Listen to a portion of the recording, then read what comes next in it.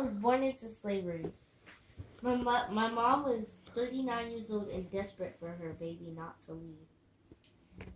Please, master, don't sell her. I love her so much, my mom pleaded. Shut up, woman, the master said while he tipped his hat on his little forehead. Why are you smiling? It's making me laugh. This is not supposed to be a funny story. I know. Jesus, what do you know about this? Go ahead. I'm sorry. Go ahead. It's not funny. I was thrown on a bus and sold away to Virginia. I left my mother at Alabama. Anyway, the whole trip to Virginia was just crying and masters telling me to shut up or we'll throw you off the bus. I really didn't know what was happening. My arms were in chains like other people. I've never seen people cry so hard before, and I've never heard the word Negro yelled at me before either. Anyways, on the bus, I didn't like it one bit. Coco, what are you doing? This sounds like 10 years of slave. Okay, go ahead. After the trip, we all were asleep, including me. All this crying was too much. Our heads were hurting, and the heat was so hot, and we heard yelling that gave us headaches. To me, it felt like the trip was extremely long. Even though I was a baby, I knew who the person Mommy was, and I felt lost without her. I wanted to be with her right now. I felt broken. Where was Mommy? Wake up, Negroes! The master slapped the young boy in the front who had drool all over himself. I've never been called Negro before, so all of this was new.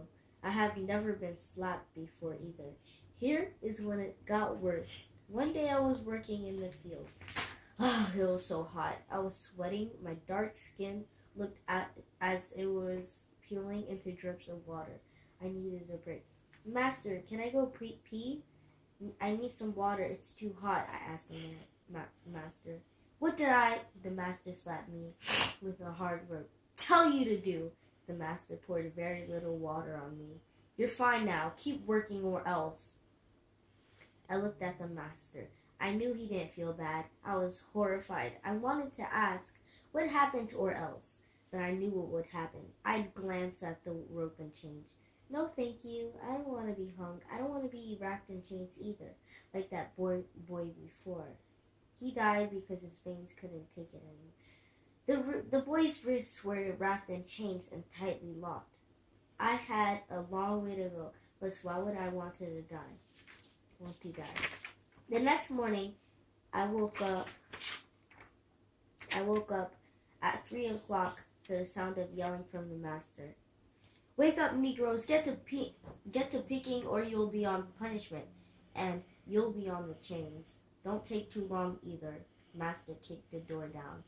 One boy was still waking up. He was sleeping while the master was talking. Oh boy, he was in trouble. Master looked at the boy. The master slapped the boy with a stick. Hello? Did you hear what I said? The boy looked at Master, horrified. I could see him getting in chains. The boy hesitated. The girl across from the boy secretly made signs, and the boy repeated what the master exactly said. I thought so. Master glared at the boy. Master looked around the room at everyone's faces. Why are you Negroes still here? The master yelled at everybody. Everyone hopped out of bed and started picking cotton. This was the first time a thorn hurt me. Ouch, it hurt. Ouch, I whispered under my breath. Tears of pain rushed to my eyes. I quickly wiped my eyes and hoped that Master didn't hear me. That night, I heard moving. I woke up just to see the boy packing up. What are you doing? I whispered in a very high tone. I can't take it anymore. I know I will get hung, so I need to leave. You need to leave here too. You're only 5. You don't deserve to be here, the boy said desperately. It's not safe. I thought really hard about this. I wanted to escape, but at the same time, I couldn't escape. Because what if I get caught? I mean, if we leave you, you're going to get hung too. I mean, if you leave, you are going to get hung too, and we'll both suffer from punishments. That won't do anything. But anyway, I'm a daredevil, so I took my chances. It was a very dumb thing to do. It was very risky. Let's keep it at that. I stuffed myself into a box trying to make myself comfortable. Then the white men rushed me into the truck and drove away. I heard them saying something about sending me to a northern state.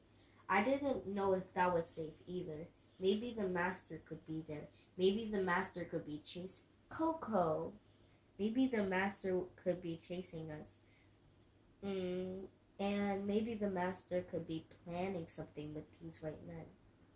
During the trip, it was hard and uncomfortable. I have never been so uncomfortable before.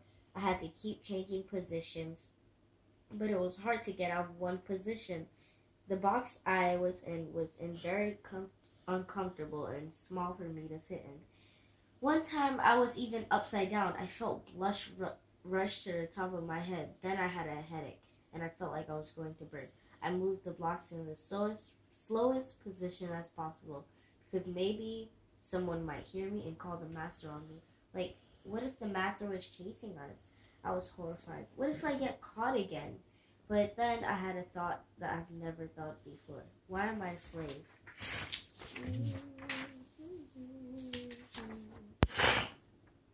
The thought was in my head the whole time. I thought of it really hard.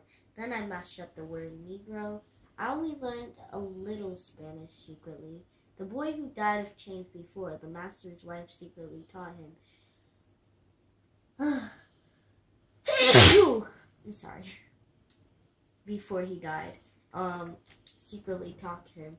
And the boy got to teach me a little before he died. Master found out and abused his wife so bad that she died.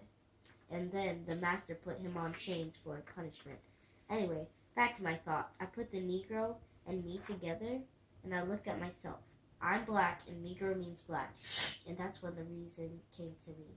I am a slave because I'm black. I thought about these very hurtful thoughts on the truck the whole trip. I was thinking about, that is wrong. How could you do that? And just because we're black doesn't mean we're people too, and that we don't have the same rights as you. We are Americans, same people as you, just different skin color.